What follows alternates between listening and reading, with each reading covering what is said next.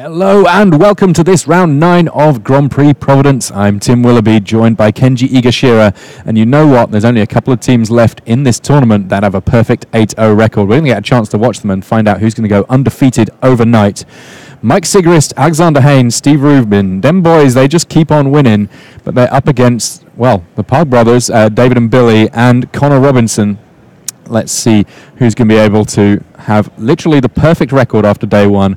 We're kicking things off with the match between Siggy, Mike Sigrist, and David Park. So we've got Vampires versus Merfolk here. Any thoughts on how this matchup might go? If Mike can draw his more powerful cards like Sanctum Seeker, I'm going to put the edge firmly in his seat. But we know how Merfolk can work. And, you know, if David pulls any amount ahead, it's going to be very, very hard for Mike to beat him. Skyblade Legion doing a lot for the Vampire deck, though. It blocks a large amount of 2-drops. Admittedly, not that Deep-Root Warrior that's come down from David Park. It's a 2-2 that turns into a 3-3 when blocked. That meaning that Mike's got an easy choice, simply chooses to get stuck into the red zone, get a point of damage in before following up. And, well, this is one way that he can potentially make a racing situation kind of problematic. Inspiring Cleric, a 3-2 for just 3 mana. When it enters the battlefield, you gain 4 life. That's the sort of thing that, in and of itself, it's an efficient body, which means that having life gain on top is a bonus. Normally, you wouldn't play something just for the life gain, but in this case, works out just fine. Yeah, it doesn't feel like a card that would be great, but surprisingly, in a racy format like this, and with a relevant creature type, it does amazing work, you know? And if you're looking for a creature to send to the sky, Imperial Aerosaur, if it resolves, I mean, we see here Mike Sigrist just sort of waiting on responses from Park, who had passed the turn with nothing going on. It comes in, it's a 3-3 flyer itself, gives something +1/+1 and flying. Well, one of those creatures already had flying, so easy enough choices here. Just a lot of opts here from David Park, which, you know, it's a fine card. It worked well enough the first time round. We're happy with it still now. But you know what? Here's the real response. There's a pounce, getting rid of the Inspiring Cleric, albeit at the cost of a Deep-Root Warrior before there can be any attacks here. David Park having to already kind of backpedal a little bit just to try and keep things going here. Yeah, Pounce, not amazing in the Merfolk deck. It's a card that you're happy to play, but I think it's a removal spell that, you know, looks better than it actually is. Unless you're playing the Dinosaur deck, your creatures are going to be pretty similarly sized, and we see David really utilizing it just to save some life. He understands he can't get too far behind. Mike already has 4 power on the board in the air even, and he's just adding to that now. So. Yeah, doubling that with the Paladin of Bloodshed there, making a 1/1 Vampire. Oh, and then we see a run aground end of turn for David on the Imperial Aerosaur, which is a little bit awkward, of course, but well, yeah, he'll get that into the battlefield trigger again, but in the meantime he won't be taking 3 in the air, so horses for courses. Paladin of the Bloodstain, currently the biggest creature on the battlefield. And I guess this makes sense if he didn't actually have a play for this turn, because if he just bounced the Aerosaur and then played a creature, Mike gets to replay the Aerosaur, target the Paladin, the Bloodstain, and still get in for 4 in the air anyways. Yeah, this is kind of what Mike Sigrist was looking to do. It'll be an interesting race to see whether or not he's able to close out game 1 faster than Alexander Hayne, because Hayne also has a very quick deck. I know that these guys, they've been able to sit and watch other people play for a large amount of the time in these rounds because they're simply crushing people with very, very aggressive starts. They correctly identified that this is a format that really rewards aggression. And you see the multiple runagrounds from David here using that other one on the Bloodstained, Paladin of the Bloodstain, which is, again, seemingly a little bit awkward, but he's just buying time. Both of the creatures that he's targeted with those runaground have some kind of ability when they enter back, so we'll have to see how David can maneuver this kind of weird tempo when he's behind. All right, David Park already at 12 lives. Mike Sigrist just merrily letting his life total trickle up thanks to various life linkers and indeed creatures that come into play abilities to gain life. This is a racing format. It is a format where, as it turns out, lifelink or life gain of some description is relevant. I think initially I'd maybe undervalued the Vampires a little bit because typically what we learn when we're learning to play Magic is that life gain, it's not what you want to be doing. It's not what you want to be spending cards on. And that's still kind of true. But as it turns out, if you can do it incidentally while doing other things, kind of great. Vampire's Zeal there, meaning that even though David Parg was able to flash in a blocker, it simply wasn't enough. Mike Sigrist has yet to really take too much that slowed him down in any long-term sense. Air Elemental coming in, and that is the biggest body on the board, so it will prompt a response from Mike Sigrist. But the Vampires deck, we talk about it being a going wide deck, potentially going around what the other decks have going on, and with so many more creatures on the battlefield, David Parg at 8 life, this is exactly what we may see in these turns. Yeah, Mike's probably just going to swing out with everything, get in at least 4 points of damage. David's been stuck for a few turns on lands, but he's managed to land a bigger creature, but here's that large attack, like we said. And if there's a trick here, this could be pretty horrible. And another copy of Vampire's Zeal. 1-mana combat tricks, the bread and butter of many limited formats, and certainly working wonders here for the Vampires. There's that Paladin Bloodstain. We knew about that one coming back. And look at these boards. That's enough for the scoop from David Parg. Mike Sigrist, he says, you know what, this is the last round of the day. I don't want to be losing, but equally I don't want to be hanging around. I've got dinner reservations. Right. Well, Billy Parg actually took the first game off Alexander Hayne in quicker fashion. So this is a haymaker. Oh, and Steve Rubin just won his game too. Synchronized shuffling. That does mean that we're going to have a little moment or two where we get to talk about the format, what we've taken out of the things today before we get a chance to go back to any live Magic. But it's been really interesting to me today to see that there have been some kind of relatively consistent trends in the decks that are doing well. One of the biggest being Tribal Synergy. Yes, Merfolk, I think, have made the strongest impression. Vampires, maybe a very close second. And then Dinosaurs and Pirates. You see them, but it doesn't appear as frequently. You were talking about those 1-mana combat tricks. We've seen Skullduggery do some amazing work. Vampire Zeal do some amazing work. And, it just goes to show how strong those synergies are. Yeah, I guess that maybe one of the things that has kept the dinosaurs from running rampant, at least the bigger green dinosaurs, is the fact they cost a little bit more to cast. Yeah. So while the dinosaurs, when they eventually show up, can do short work on opponents' life totals, that might not be until turn 4, 5, 6. And if you've had an aggressive starting turns 1, 2, 3, then it may be that's fighting a rearguard action, which dinosaurs not necessarily at their best for. We can see a little bit of conferring going on between Billy Parg and Connor Robinson as they do the last little bits of sideboarding. One of the benefits of team play is you can get a bit of extra feedback from one of your teammates. Looks like Steve Rubin choosing to get a bit of extra information from Alexander Hayne as well there. Yeah, so Mike's on Vampires, Alex on Blue-Black Pirates. Steve, I don't think we've seen too much of him. Let me take a look at his deck list real quick. Steve Rubin on red-green. So there is a dinosaur player at the table for this Dem Boys team. But you know what's interesting about his list? 2 copies of Drover of the Mighty. So if we said that one of the potential weaknesses of a red-green dinosaurs list is not getting enough done in the early turns, he's got a great way of transitioning from the early to the middle and late game without having to worry too much about those moments in between. Oh yeah, I see a Burning Sun's Avatar, Captivating Crew, a double Fire Cannon Blast. He's got some powerful cards in his deck. Yeah, maybe a little bit fast to describe his deck as being a straightforward dinosaurs deck. He actually has quite a lot of cards that could more easily be attributed to Pirates, just with a few nice ones at the top end just to finish things out. Yeah, for sure. It's a crazy race to see which game we're going to get to watch in this. I think we're basically going to jump to whichever one finishes sideboarding and shuffling first. And I don't know about you, Kenji, but I'm kind of excited to take what I've been learning today to the draft tables just as soon as possible. We will have some drafting tomorrow. There's going to be a second sealed build for the early stages of the day, but once we get to our elimination stages, that's all team draft. And we know that a team like Mike Sigrist, Alexander Hayne, and Steve Rubin has a lot of experience in team draft.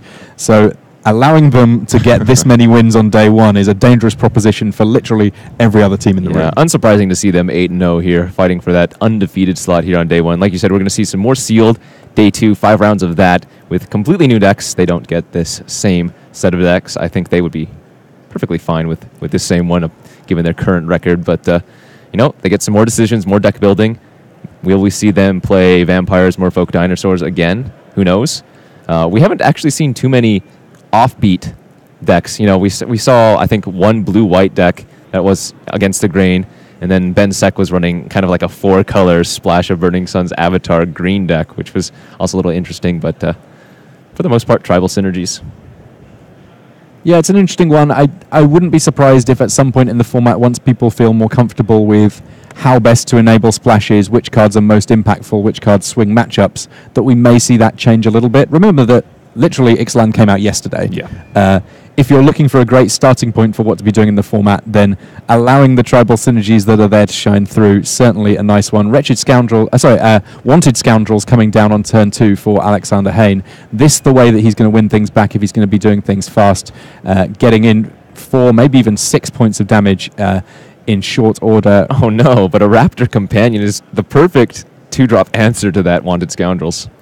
Yeah, these 2 drops, both substantial, great ways of fighting off against one another, and it may well be that we see them staring each other down for the early stages of this game. Fathom Fleet captained the follow-up for Alex Hayne. That one has Menace, and when it attacks, if you control another non-token pirate, which currently Alex does, you can pay 2 to make a 2/2 pirate creature token with Menace. So definitely asking a question of Billy Park here, whether or not he's going to be able to keep things going, or whether or not he's going to have to succumb to, well, a menacing pirate captain. Yeah, that pirate can get out of control real quickly. If Billy just plays 1 creature here and then Alex has some sort of bounce spell, he gets to start producing menace creatures just for the cost of 2 mana. Lightning Strike takes down the powerful rare. I like the fact that in this format you can kind of tell how good the pirates are in some respects by looking at their rank. The ones that have the rank of captain, pretty solid. So Mike Sigrist already a game up. Alex Hayne on blue-black.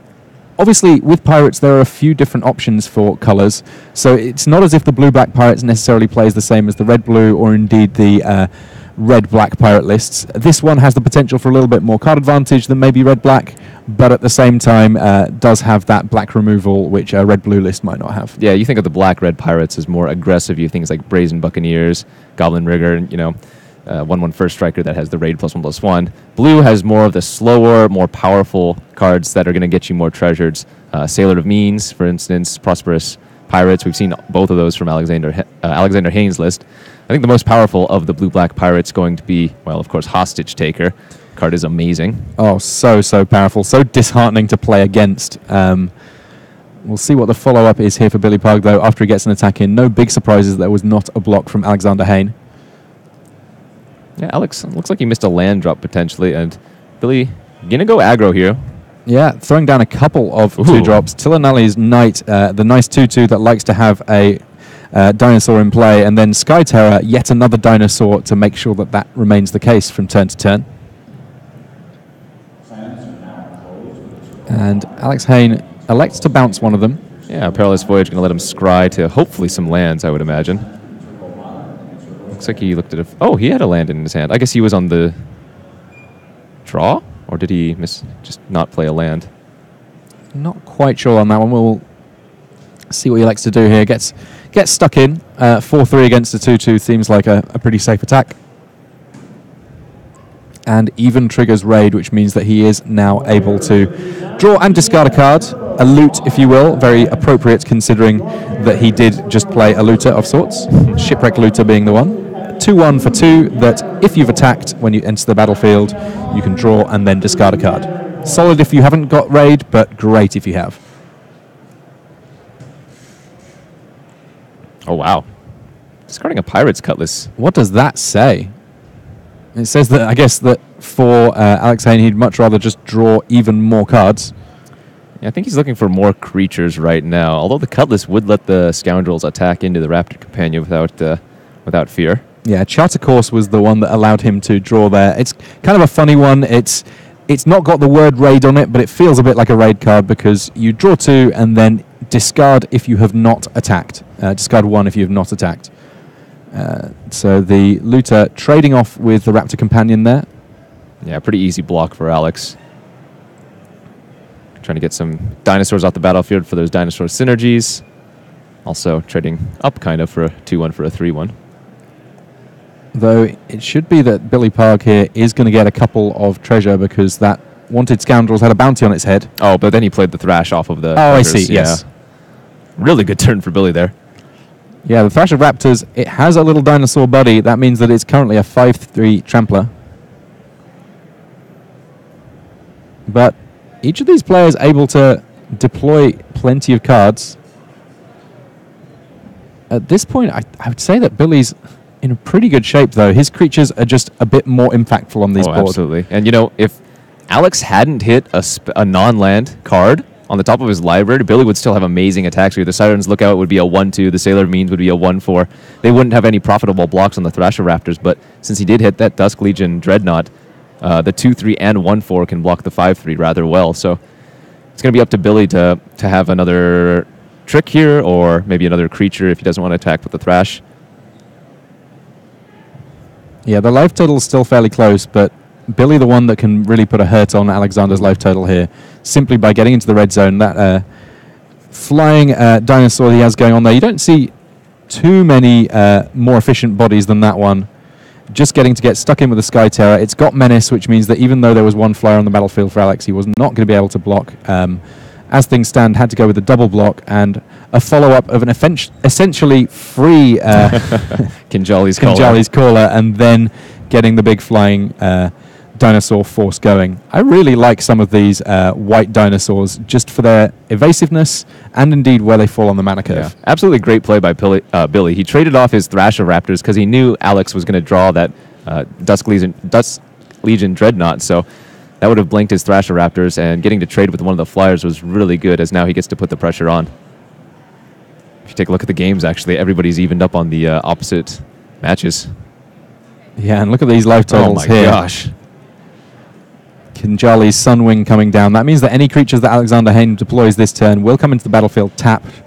And that enough for the handshake. Billy Parg picking up the first match win in this series. Just one more match on the team on the right. The two Parg boys and Connor Robinson will be enough to mean that they're undefeated on the day. Meanwhile, we get a chance to see Steve Rubin. He's on red-green dinosaurs up against Connor Robinson on red-black pirates. Yeah, we were just talking about how aggressive red-black pirates can be. Direfleet Captain, Headstrong Brute, two of the better ones that Connor could have curved into. Next turn, he has 6 power worth of attacking pirates, one of the creatures having Menace. Yeah, and crucially, we see the Wayfinder on Steve Rubin's side of the battlefield without a counter on it. Every single time I see this card played, if it's a 2-2 for 3, then it's really not that impressive. And if it's a 3-3 for 3, then you're super excited. Right. These are the lines. Still a wonderful 3-drop. Does have Merfolk synergies, but yeah, in Steve's position, he would have loved to see that as a 3-3. I mean, as things stand here, he doesn't have exciting blocks at all. His attacks are a little better because at least on defense, the Direfleet Captain not doing too much. Plenty of action in hand, actually, for Steve. It looks like he's got Tillanalli's Knight and at least a Lightning Strike in hand. Yeah, that's going to be a good one for him. If he stops the early bleeding, then his creatures are generally going to be bigger than Connor's in the late game.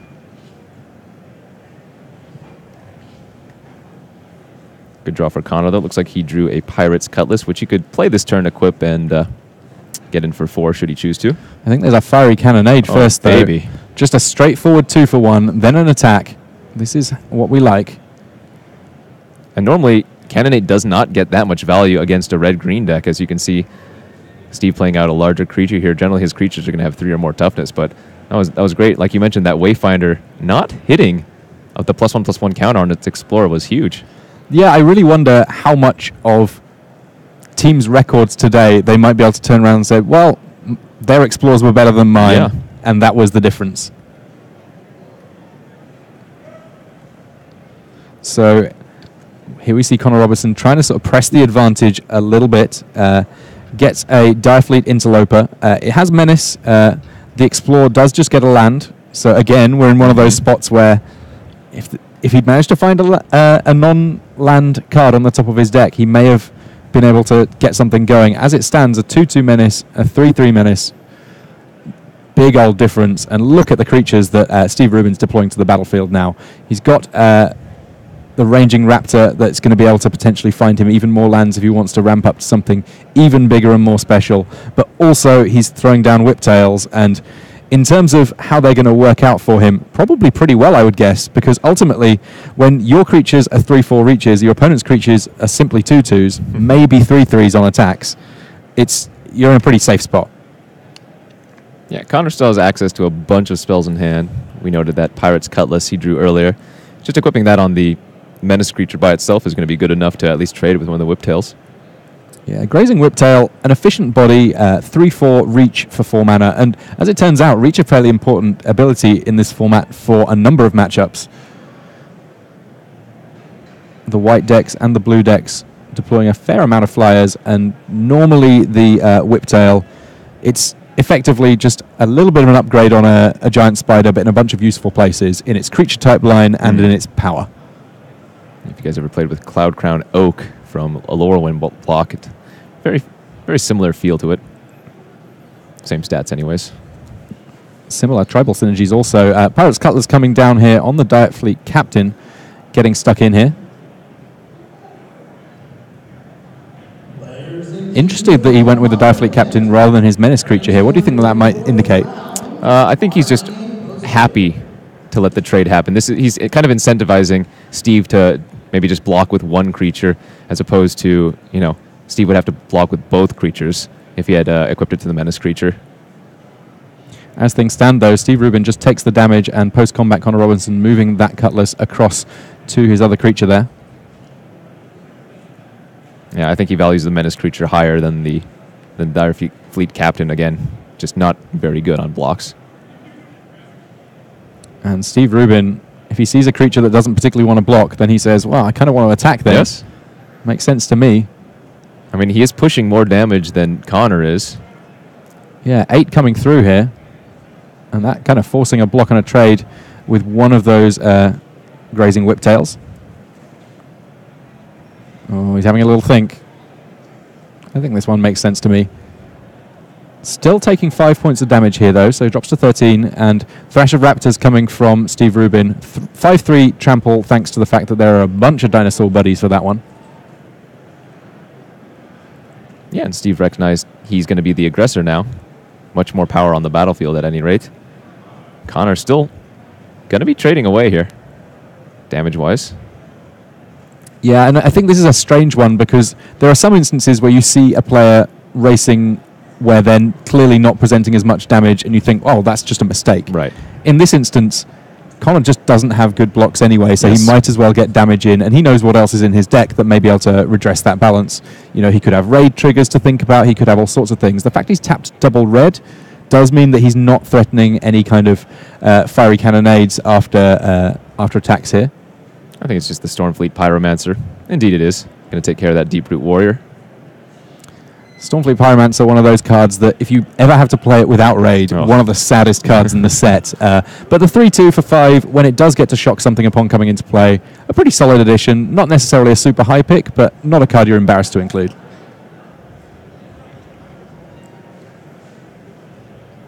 Fire Cannon Blast coming from Steve Rubin there. Just getting rid of a blocker, that more important to him than worrying about the Dire Fleet Captain just yet. Yeah, and he's winning the race very handily, knocking Connor from 13 to 5 with that 8 damage attack. It looks like Connor might be forced to cool his jets on attacking a little bit this turn.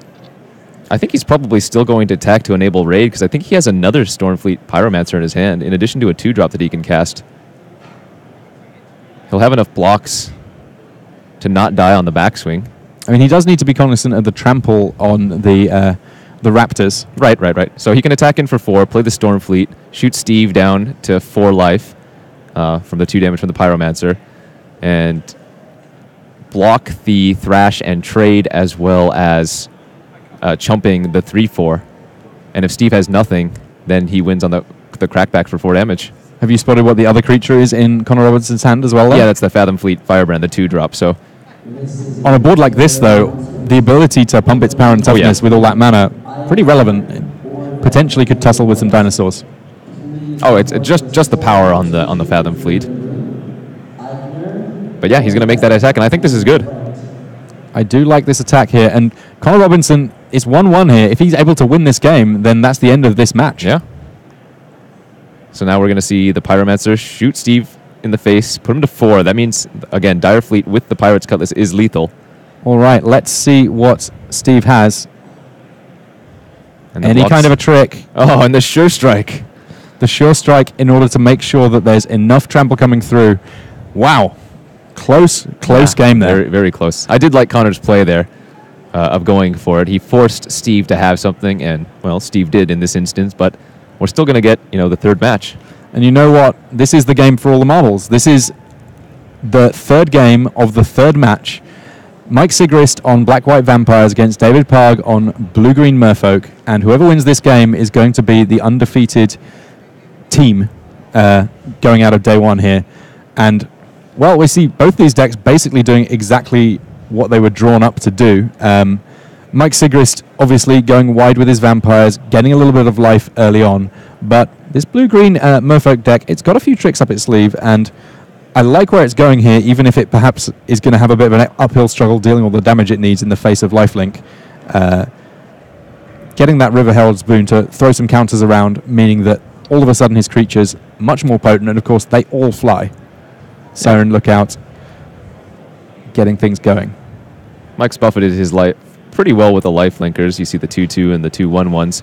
Looks like Ixalan's Binding might have taken care of one of the grazing whiptails, but David's creatures are currently bigger than Mike's right now, and looks like Mike's basically run out of resources. I do apologize. Shaper Apprentice currently does not fly because that other creature in play, not a Merfolk. Right, pirate. But every possibility that could change soon enough. David Parg passing with mana up, and we come to learn that there's a couple of cards that could represent in terms of just flash creatures. Windstrider being the Merfolk flash flyer, but also the potential to maybe throw down a dinosaur as well in the form of Snapping Sailback. Yeah. Both those cards quite good here. I think Snapping Sailback would be preferred as, well, it's just larger and the Enrage would do some quality work, but I think David would be happy with either of them here. Paladin of the Bloodcurse then there. So immediately getting a 3/2 along with another 1/1 vampire. So many 1/1 vampires. Paladin of the Bloodstain just value all day long. And lo and behold, there was a flashy creature. Oh, yeah. At this point, I think that players, certainly on this record, they've played a bunch of matches with their decks, beginning to get a feel for which things mana left open represents. David has 8 power in the air, but he's only going to attack with the Shaper Apprentice this turn. Oh, well, now he has 12 power in the air. Yeah, Air Elemental. Every time it comes down, it's pretty much the biggest creature in the air.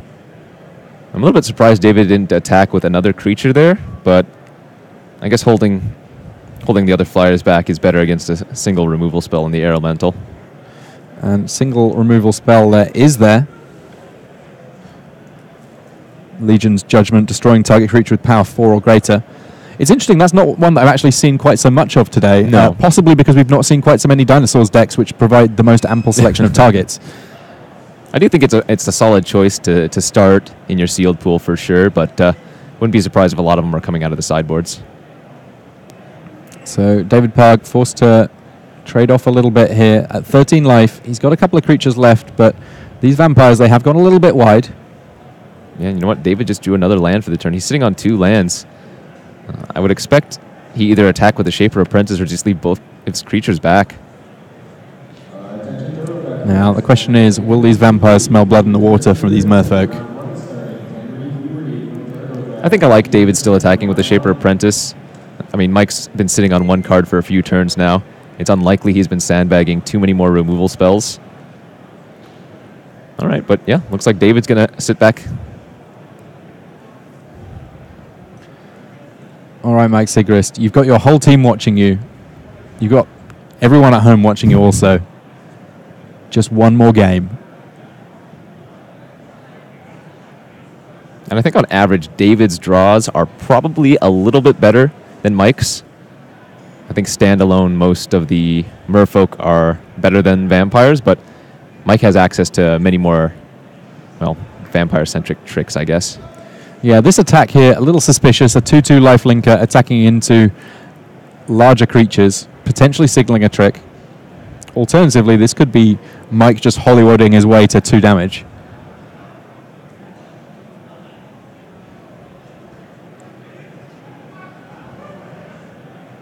I would imagine Mike does actually have a trick here. It's when you're at 20 life, there's no reason to make this type of attack if you don't actually have anything.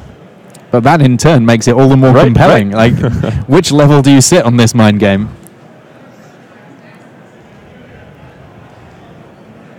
I mean, there's been many a tale of Mike Turian, now at Wizard of the Coast, but formerly, Pro Tour winner, effectively getting about 4 points more damage in than anyone else in the game, just simply by attacking with 2/2s. And that's exactly the play that Mike Sigrist is making here.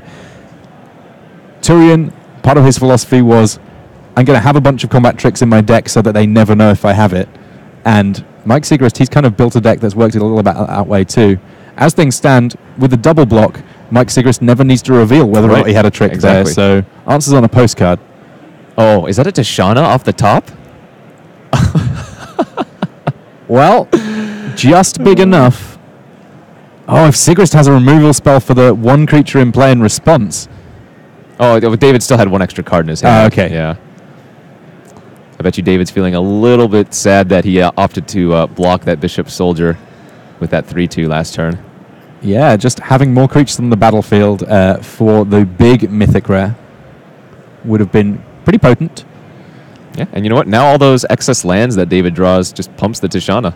Yeah, Tishana, power and toughness equals the number of cards you have in hand, no maximum hand size while she's in play. And when she comes into play, you draw a card for each creature you control. So, Mike Sigrist getting stuck in here. And we can see that if he, regardless of whether or not he had a trick last turn, which he was kind of representing, he definitely has one now. I caught a little flash of Vampire Zeal, which will make for a nice trade here. It looks like David's actually going to block. I'm a little bit surprised by that. Yeah, I mean, Mike Sigrist definitely sending a message last turn that there was the potential for a trick. Nothing really changed, and, well, Bishop of the Bloodstained, that's going to help these boys get out to dinner sooner rather than later. David Parg now on just 7 life after the big black uncommon hits the battlefield. Bishop of the Bloodstained, a 3/3 for 5 that when it enters the battlefield, target opponent, there's only one of them, losing 1 life for each vampire you control. 4 of them. Good stabilization by David here. Water Trap Weaver taps down the 3/3 and then Arranging Raptors as well. Effectively going to hold off the 3/1/1s this turn. Yeah, and the 2 extra cards drawn by the big mythic rare for David Parg already kind of used up. Tishana, her influence on the game was comparatively small thus far, but we'll see whether or not it was enough to keep David Parg in it. At the moment, with the life totals 21-7, have to think that things are looking pretty rosy for Mike Sigrist here. Yeah, the nice thing is the Vampire deck buys a lot of cushion time by ramping up their life total. You're going to buy yourself a few extra turns that you might not otherwise have if you were playing a different tribe.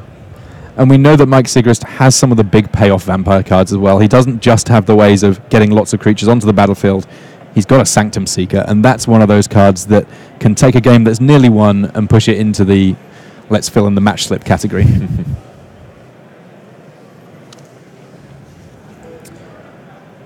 And Contract Killing, dealing with one of David Parg's creatures, generating a little bit of treasure on top, and meaning that swings a relatively straightforward affair for Mike Sigrist here. Oh wow, I think that was a really great draw for David. I think that was a Crushing Canopy.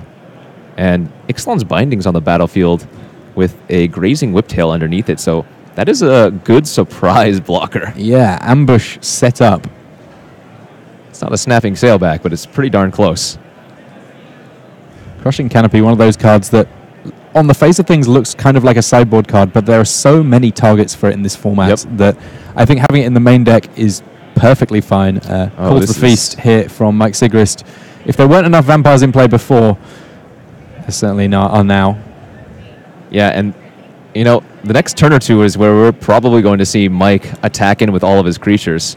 The Bishop already threatens both the 2/2 and the 2/3 on David's side, and you know, with 6 1/1 lifelinkers now, I think Mike is probably going to be tempted to attack with everything. Look at that red zone. All right, there's that Crushing Canopy, though, on the Ixalan's Binding. Going to get back that 3/4. Snap block. And it's a cool play. Oh, my gosh. And this is a huge blowout for David, or rather for Mike, in David's favor. I mean, thing is that as much as David has done a bunch of things that do advance his game plan quite a bit, David's still on 3. Sure, absolutely. Mike on 27 now. So even though he's got to do this cool value play that achieves a whole bunch of stuff that is very, very relevant to him staying in this game, he's still got a lot of work to do. Yes. Yeah, and like I said, those life linkers just buying him so much time. Uh-oh. Shapers of Nature with a crazy amount of mana available. So that is going to make things a very, very quick clock for Mike. Yeah, basically, those Shapers of Nature, David can pay 4 mana to put a +1/+1 counter on one of his creatures. He can play 3 mana and remove a +1/+1 counter to draw a card. Realistically, I expect to see more of the former than the latter, but the problem that Mike Sigrist faces now is that he's got 4 1/1s. David has 4 ever-growing monsters. XXs, yeah. They're just... And remember, those extra counters equate to extra cards. Like, yeah. We're probably going to see David draw a few cards before he starts getting too aggressive. Yeah, I mean, in principle, he could just, at the end of Mike Sigrist's turn here, just draw a card. It'll cost him 7 mana to do so, which is not the most efficient rate in the world, but you know what? Normally you don't get to draw more than 1 card a turn, so that's pretty good. So I think at this point, Mike's going to need to find his Sanctum Seekers. Yeah, Sanctum Seekers would make this very straightforward. Cast them, attack with your guys, game over, thank you very much, let's go to dinner. As things stand, though, if he doesn't find them pretty shortly or find something that can at least deal with the Shapers of Nature, then this could be over. Funny to say that at 27-3 things could swing that much, but yeah, here we see, even though one of the premium uncommons in white coming down, Imperial Aerosaur, giving something +1/+1 and flying. No good blocks, no good attacks, for Mike Sigrist there. And he would need still another flyer if he's intending to get through and get anything going here, because the Grazing Whiptail, it's got reach. Yes. And it's bigger than just about any flyer you're likely to see from anyone's deck. 4/5 at the moment, and yeah, making a 3/3 Merfolk also. Wow, that was just a crazy good draw for David Parg, and his team must just be living every draw step right now. It's still an uphill battle, but yeah, that's got to be one of the best possible draws for David. Question for you, Kenji. I know that you have access to the deck lists. Is there a Dark Nourishment anywhere in Mike Sigrist's list? All right, we'll take a look. Dark Nourishment, 1 black and 4. 3 damage to target creature or player. That would, in fact, end the game. Let's see. Because we already know Sanctum Seekers would do that job. So a Savage Stomp there coming from David Parg does mean that he's able to off the biggest threat on Mike Sigrist's side of the battlefield and search up a land with his Ranging Raptors. All for just the low cost of 1 mana. And I do not see. Yeah, it's... Yep, no Dark Nourishment. All these players looking at the number of cards left in the deck, looking at their graveyards carefully. At this point, Mike's the one that has the sort of the biggest ask in order to get things going.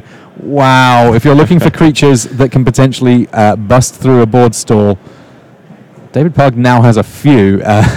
Shapers of Nature, already a fantastic start, but how about a Daring Saboteur that you can make unblockable every turn, also you can make gradually larger, also you can use to dig through your deck for even more gas. Another counter getting thrown around here. Yeah, we mentioned this earlier, but Mike's creatures are just so outclassed in the late game. Skyblade of the Legion 1/3 flyer here is just not good. Yeah, I mean, a 1/3 flyer for 2, a perfectly fine card on turn 2, but on turn, I mean, what is this? 12, 15? Not so much. Though worth noting that if Mike Sigrist can find a way of dealing with the one creature that can block flyers on David Parg's side of the battlefield, we could still have a race on our hands. Oh yeah. A contract killing here. I mean, it's a big question which thing you want to target, but getting rid of the 1 reach creature might be your best path to victory. Yeah, I think for sure he'd deal with the Grazing Whiptail. It seems crazy when you've got a card that's saying, make my entire team bigger and draw lots of cards, but at the moment, that's not the one that's actively stopping Mike Sigrist from winning the game. Oh, well, how about a second one? Oh, dear. Every draw still a live draw for Mike Sigrist, because we know that he does have exactly the Vampire that he needs in his deck to just win the game on any of these turns. Okay, this looks like the Deathless Ancient, 6 mana. I can't think of many other things here. It is indeed. So a 4/4 flyer, unfortunately for him, a 4/5 reach blocker already now, and potentially 2 4/5 reach blockers just to be extra safe and certain. Yeah, David doesn't have too much time.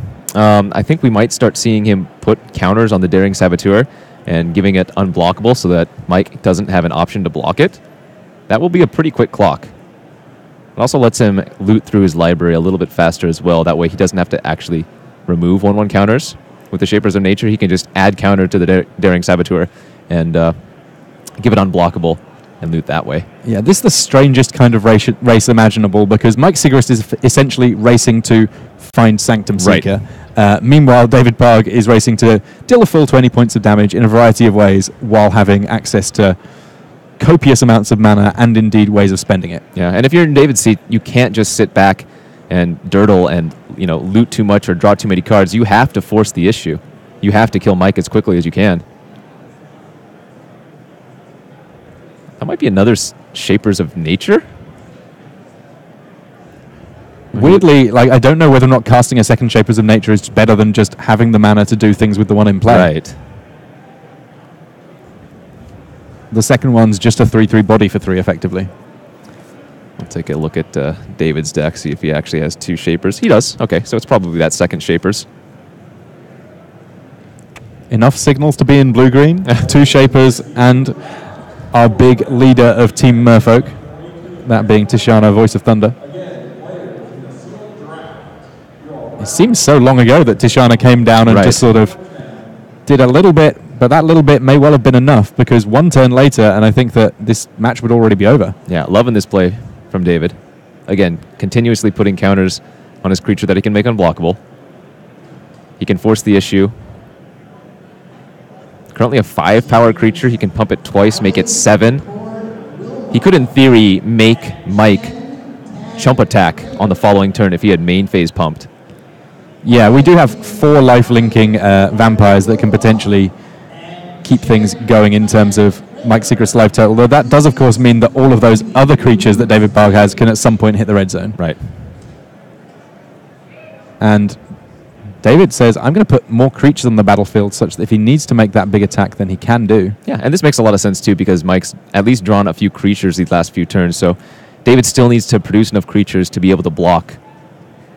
Every turn when Siggy draws, I'm waiting to see if there's just going to be the windmill slam straight into an attack. Not thus far. Just so you guys know what we're talking about, Sanctum Seeker, it's a 3/4 for 4 that means that whenever a vampire you control attacks, each opponent loses a life.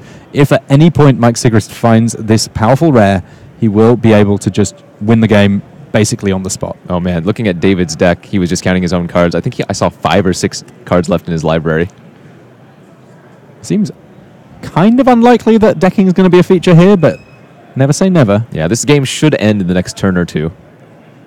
I mean, if Mike just draws a removal spell for the looter, that's another way that things might get kind of interesting. Potentially, yeah. David does have that huge Colossal Dreadmaul now, and that is a Trampler, so he's still able to put up some nice offense, but it is the Daring, of course, that is doing the heavy lifting here. Just casually getting in again and again with Daring Saboteur. 3 mana to make it unblockable, naturally a 2/1, currently a 5/4, and whenever it deals combat damage to a player, you may draw and discard a card. So notably, if David is actually worried about getting decked, he can just choose not to loot. Right. Yeah, this is a great final game for this round 9. If you had to pick a last game of the day, this is a pretty good one to pick. Unless, I guess, you wanted to go to dinner super fast, in which case it's a terrible game to pick. But you know what? I think I'm willing to wait. Discarding an opt there. Playing out the lands, just having more lands is perfectly fine for David here. He's got so many things to do with his mana. All right, and this is the turn.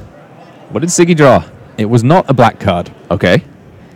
That narrows things down quite a bit. I mean, there still are cards that are, important, relevant, interesting, but the number of them a little shaky. I mean, something like a Bright Reprisal would be kind of nice. Yeah, that would help, certainly. Kill an attacking creature, draw a card. Bullets in the gun.